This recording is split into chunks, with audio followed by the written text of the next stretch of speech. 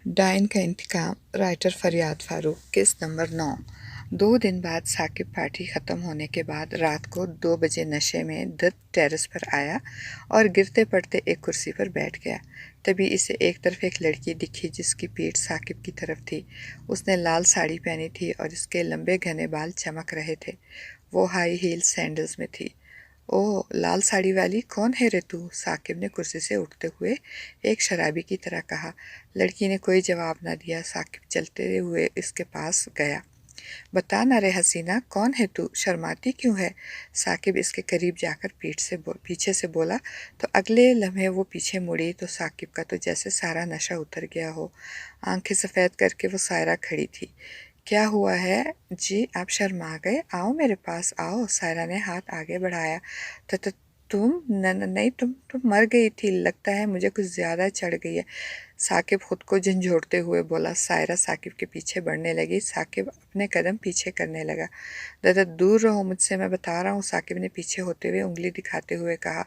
सायरा ने अपनी आंखें बंद करके खोली तो इसके बाल चोटी में बंध गए। इसकी लाल साड़ी काली हो गई और इसके सैंडल्स गायब हो गए और पाँव पीछे की तरफ मुड़ गए। इसके छोटे से नाखून नहायत लंबे नीले नाखूनों में तब्दील हो गए। सायरा ने सर हिलाया और अपनी चोटी में साकिब को जकड़ लिया और ऊपर फ़िज़ा में उठा लिया। मुझे छोड़ दो, मुझे जाने दो। साकिब का सारा नशा ख़त्म हो गया। कभी नहीं, एक मौका दिया था मैंने तुम सब लोगों को 21 साल पहले, मगर नहीं, लालच और धोखा तो तुम्हारी फितरत में है। सायरा गुस्से से चिल्लाकर बोली। मुझे माफ़ कर दो, मुझे माफ़ कर दो, तुम जो कहोगी मैं करूँगा। मामा माफ़ कर दो मुझे, साकिब ने गिड़गिड़ाते हुए कहा। रोई मैं भी थी, गिड़गिड़ाई मैं भी थी, पर तुम में से किसी को मुझ पर रहम नहीं आया। मैं चिल्लाती रही, मगर तुमने मुझे तो क्या, मेरे मासूम बच्चों को भी ख़त्म कर दिया। पर अब नहीं, तुम लोग मेरा बदला देखोगे, एक डाइन का और एक रवाइन का इंतकाम। अब तुम सब लोगों की मौत आ चुकी है, सायरा ने गुस्से से कहा और अपना हाथ आगे किया। सारा का हाथ लंबा होता चला गया और सायरा ने अपने नोकीले नाखून साकिब के सीने में गाड़ दिए। साकिब बहुत बुरी तरह से चिल्लाने लगा और तड़पने लगा। सायरा ने साकिब का दिल निकाला और इसे अपने हाथ में पकड़कर गायब हो गई। साकिब की लाश टेरेस से नीचे गिर गई।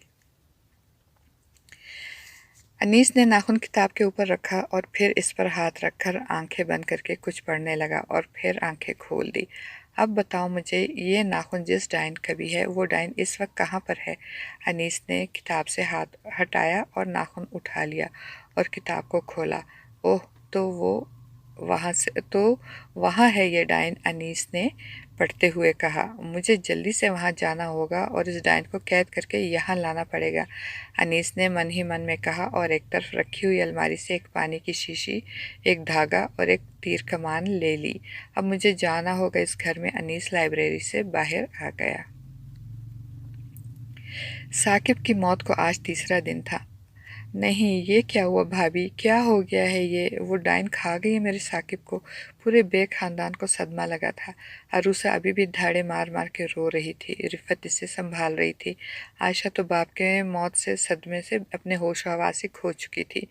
रयान भी बुरी तरह सदमे में था। अलियान और अनवर बाकी काम संभालने में लगे हुए थे। अरीम इस अचानक मौत से बहुत सहम और डर गई थी, क्योंकि इसकी शादी के फंक्शन के रात ही इसका एक ससुर दुनिया से चला गया था।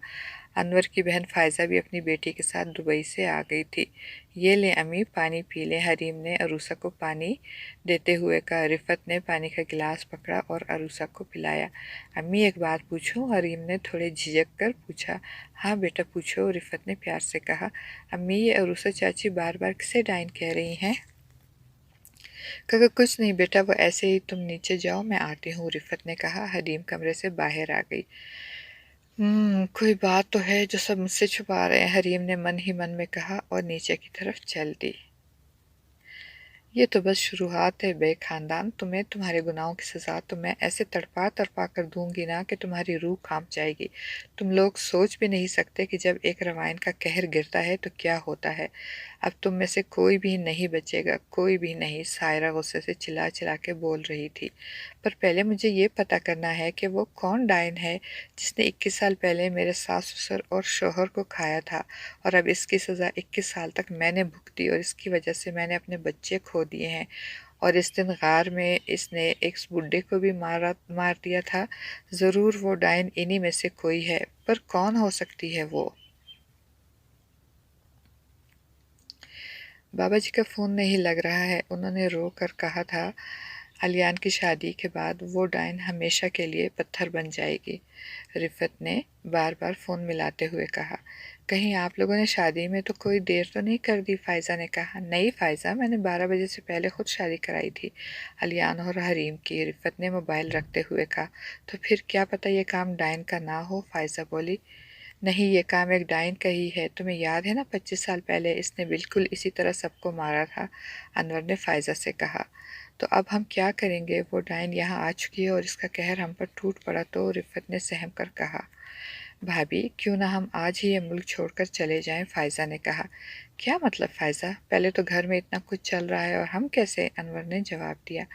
نہیں انور جی، فائزہ بالکل ٹھیک ہی تو کہہ رہی ہے، رفت نے کہا۔ پر رفت، ہم کیسے جائیں گے اور بچوں سے کیا کہیں گے؟ انور نے کہا۔ اب وقت آ گیا ہے کہ ہم انہیں سب سچ بتا ہی دیں، رفت نے سنجیدگی سے کہا۔ کیا؟ فائزہ بولی۔ ہاں، اب ہمیں انہیں سب بتائیں گے، چلو، رفت نے کہا۔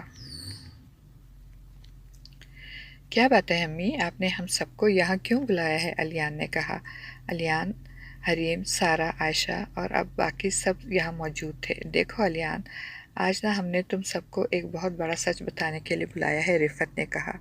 کیسا سچ ماں؟ سائرہ نے پوچھا۔ ٹھیک ہے، اب میری بات غور سے سنو۔ آج سے 21 سال پہلے کی جب ہمارے پاس اتنی دولت، عیش کچھ بھی نہیں تھا، ہماری زندگی بس معمولی سی ایک چھوٹے سے گھر میں گزر رہی تھی، تمہارے پاپا لوگ 3 بھائی تھے، انور جی، ثاقب اور سب سے چھوٹا ذیشان۔ ذیشان سب سے چھوٹا تھا اور لاڈلا بھی۔ اس نے ضد کی کہ اسے شہر جا کے پڑھنا ہے۔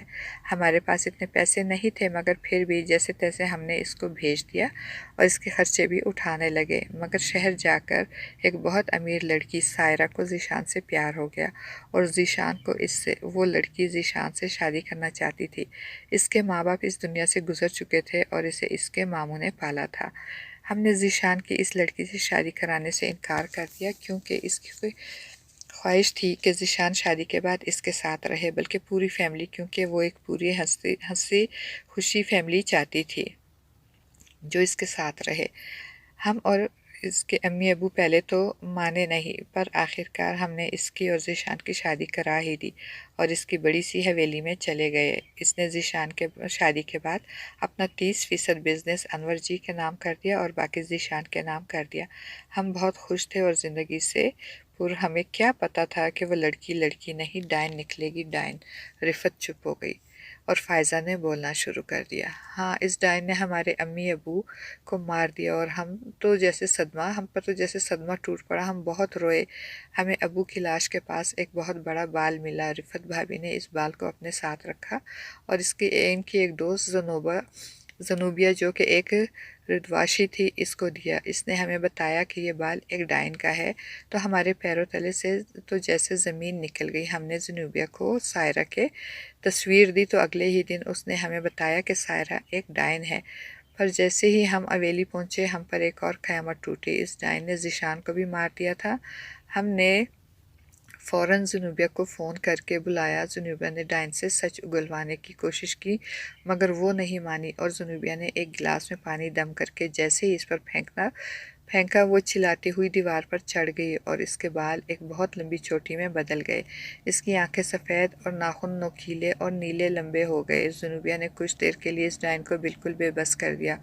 وہ دیوار سے نیچے گر گئی اور انور بھائی اور ثاقب بھائی اس کو گھسیٹ کر حویلی سے باہر لے آئے مگر وہ اپنا جرم نہیں مان رہی تھی اور بس چلائی جا رہی تھی، میں نے کچھ نہیں کیا۔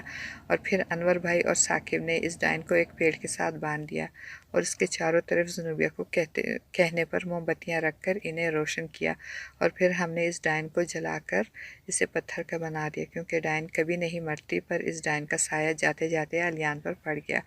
فائزہ نے لمبا سانس لے کر رک گئی اور رفت نے بتانا شروع کر دیا۔ اس کے بعد اس پتھر کی ڈائن کو تابوت میں بند کر کے اس کو گاؤں کے پیچھے جنگل میں ایک غار کے اندر گڑھا کھود کر اس تابوت کو وہاں دفن کر دیا۔ پر اس ڈائن کا سایہ میرے الیان پر پڑ چکا تھا اور ڈائن ہمیشہ کے لیے پتھر کی نہیں بنتی، اس ڈائن کا سایہ ہٹانے کے لیے ہمیں حریم سے علیان کی شادی کرنی پڑی، مگر وہ ڈائن پھر بھی واپس آ گئی اور اس نے ثاقب کی جان لے لی۔ رفعت چپ ہو گئی۔ سب بات کو بڑے غور سے سن رہے تھے اور حریم سمیت کسی کو یقین نہیں آ رہا تھا، پر اس سب پر یقین کرنا بہت ہی مشکل بھی تھا۔ حریم نے گہرا سانس لیتے ہوئے کہا، ہاں یہ سچ ہے۔ علیان بولا، تو گویا مجھے بھی ایسی ایک عورت اپنے خواب میں دکھائی دیتی ہے جو میں نے ریان، سارہ اور عائشہ کو بتایا ہے۔ علیان نے کہا، تو اب ہم کیا کریں گے؟ عائشہ نے کہا، وہی جو میں چاہوں گی۔ سب اس آواز کی طرف مڑے تو پیچھے سائرہ کھڑی تھی۔ رفعت، فائزہ اور انور کے تو رنگ ہی اڑ گئے، جبکہ باقی سب آنکھیں پھاڑ کر دیکھ رہے تھے کہ یہ کون ہے۔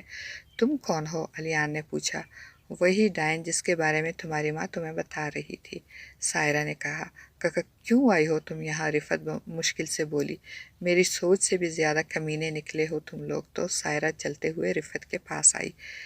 ساری بات تو بتا دی، یہ بھی بتا دیتی کہ اس ڈائن کے 2 بچے بھی تھے اور انہیں بھی تم نے بے رحموں کی طرح ختم کر دیا۔ سائرہ نے حقارت سے کہا، کیا بکواس کر رہی ہو تم اندر کیسے آئی؟ علیان نے غصے سے کہا۔ چپ رہو تم، سائرہ نے چلا کے کہا۔ ہاں بتاؤ نا، انہیں میرے بچوں کو کیسے بے رحمی سے ختم کر دیا تھا، اور تم لوگوں نے تو اسے مار ہی دیا جو تمہاری مدد کے لیے آئی تھی، زنوبیہ۔ تو ملتے ہیں نیکسٹ ایپیسوڈ میں۔